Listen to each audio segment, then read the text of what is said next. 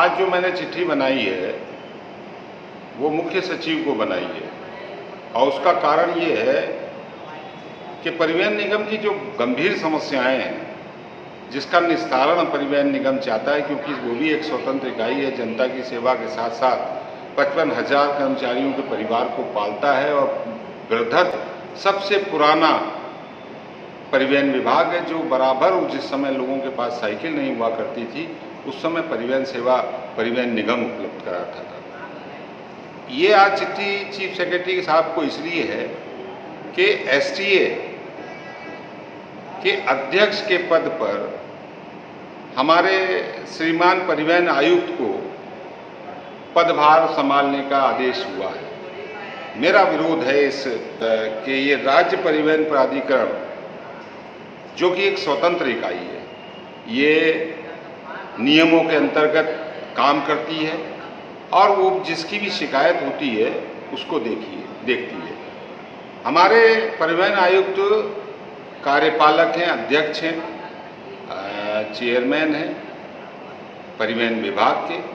परिवहन विभाग और परिवहन निगम एक उसका पार्ट, परिवहन निगम पार्ट इसलिए है कि परिवहन निगम भी उसी परिधि में आता है। जैसे मैंने इस पत्र में लिखा है कि परिवहन निगम को प्रदेश में चलने वाली सभी वाहनों से अधिक अतिरिक्त कर के नाम पर करोड़ों रुपए का टैक्स देना पड़ता है। हमारे उन मुद्दों को जब हम बोलते हैं तो परिवहन विभाग उसको सही मानता है, जबकि हमारा ये कहना है कि जो प्राइवेट ऑनर एक गाड़ी दो गाड़ी लेके चलाता है उसको कम यात्री कर देना पड़ता है और हमको ज़्यादा यात्री कर देना पड़ता है। ऐसा क्यों? लेकिन इसका जवाब कभी नहीं आया। हमने बराबर कहा जब परिवहन निगम मिला राजकीय रोडवेज से तो लगभग राष्ट्रीयकृत मार्गों पे, सभी राष्ट्रीयकृत मार्गों पर हमको चलने का अधिकार था। आज जो राजमार्ग हैं उनका प्रतिशत 7% रह गया है। अब हम उस पर अपना संचालन कैसे करके 55,000 कर्मचारी और प्रदेश की 25 करोड़ जनता को सेवा प्रोवाइड करें। हम जब राष्ट्रीयकृत मार्गों की बात करते हैं तो इसमें भी रोड़ा हमारे लगभग कुछ जो एक अधिकतम सीमा तक जो रोड़ा रहता है वो परिवहन विभाग का रहता है। डग्गा मार्ग संचालन जो कि आज हमारे लिए शायद शाप का रूप ले चुका है, हम सर्वाइव नहीं कर पा रहे हैं। जहाँ पर बड़ी बड़ी गाड़ियाँ, स्लीपर बसें, एसी बसें जो चल रही है वो राष्ट्रीयकृत मार्गों का बंटा ढार कर दे रही है। उसके अंदर वो तमाम गाड़ियाँ चल रही है जो नेशनल परमिट पा करके अपना काम कर रही है, सवारी जगह जगह पे उठा रही है। उन्हीं की आड़ में वो अवैध डंका मार संचालन करता भी उसी में घुसे हुए हैं, उनको कोई रोकता नहीं।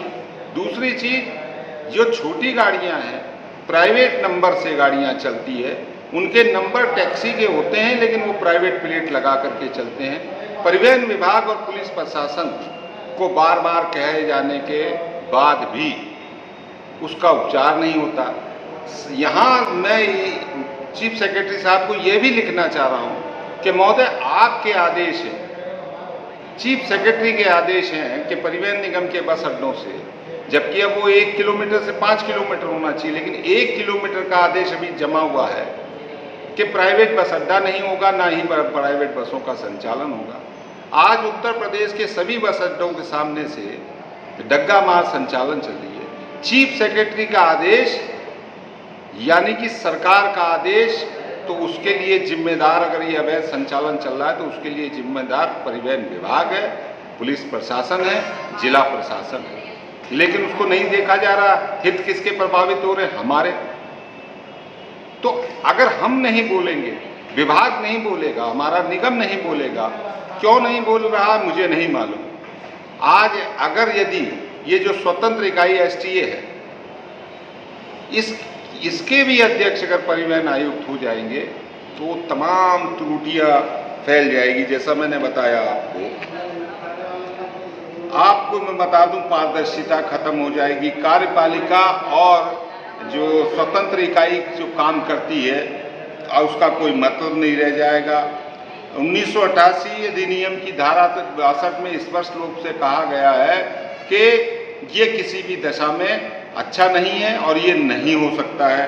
उसको नहीं मानेंगे। तमाम उच्चतम उच्च न्यायालयों के, माननीय न्यायालयों के आदेश हैं कि ये व्यवस्थाएं ठीक नहीं हैं। इस तमाम जो बातें हैं उसको मैंने इसमें लिख करके कहा है। मैंने निवेदन किया है कि यदि ऐसा किया जाएगा तो ये निष्ठा सरकार की भी प्रभावित होगी। अगर एक ही पद पे होंगे मनमानी हो सकती है, किसी के साथ पक्षपात हो सकता है। मुझे तो लग रहा है कि परिवहन निगम को इसका बहुत बड़ा होगा, एक संदेश गलत जाएगा जिससे ये लगेगा कि सरकार और हमारे शासन के लोग इस गंभीर विषय पर भी बिना वरीयता दिए हुए, नियमों की, कानूनों की अवहेलना करते हुए यदि ये कार्रवाई के कार्यपालक को स्वतंत्र इकाई का भी अध्यक्ष बना दिया जाए और कार्यपालिका में भी बने रहे, ऐसी दशा में ये आदेश प्रभावित करेगा निष्ठा, प्रभावित करेगा विश्वसनीयता हमारे प्रदेश की सरकार की भी और हमारी शासन की नीतियों की। तो मैंने इसका विरोध किया, निवेदन किया। आज जगह जगह जो है दंगा मार से हम परेशान हैं। मैं आपके इस बात में मैं हमारे उत्तर प्रदेश परिवहन निगम के समस्त आरएम, समस्त एआरएम, इंचार्ज, बस अड्डा प्रबंधन और साथ ही प्रदेश के हजारों हजार हमारे कर्मचारियों से कहना चाहूँगा कि हमारे श्रीमान प्रबंध निदेशक आय के लिए परेशान हैं और हम केवल ऑफिस में कुर्सियां तोड़ेंगे, हम केवल अपनी ड्यूटी करेंगे, केवल हम अपने हित लाभ और अपनी तनख्वाह के लिए काम करेंगे तो इससे काम नहीं चलेगा।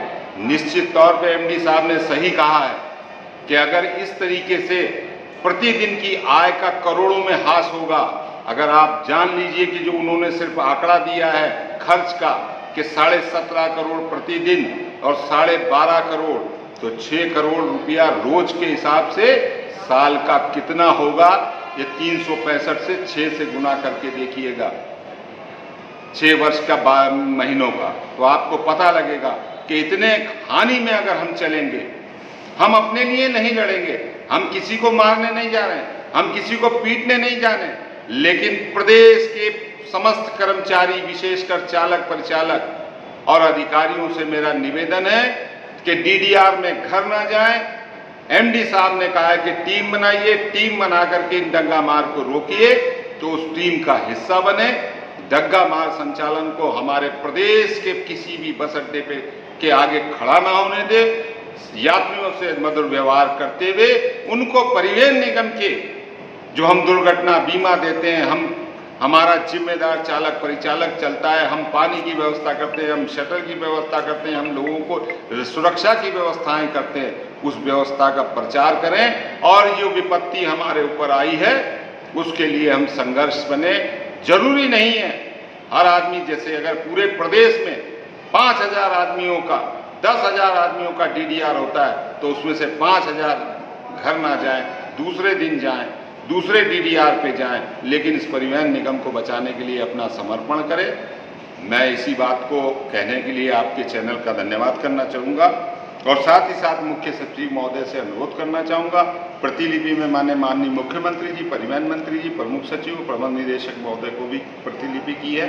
उनसे भी मेरा अनुरोध है कि जो कार्रवाई हो रही है कि परिवहन आयुक्त को एक स्वतंत्र इकाई का भी अध्यक्ष बना दिया जाएगा, तो निश्चित तौर पे परिवहन निगम के साथ साथ जनता का विश्वास टूटेगा और ये विश्वास टूटना न सरकार के हित में, न शासन की नीतियों के हित में। मैं अपनी बात को यही रखता हूं और यही मैं चीफ सेक्रेटरी साहब से और अपने मुख्यमंत्री से कहना चाहता हूं। धन्यवाद।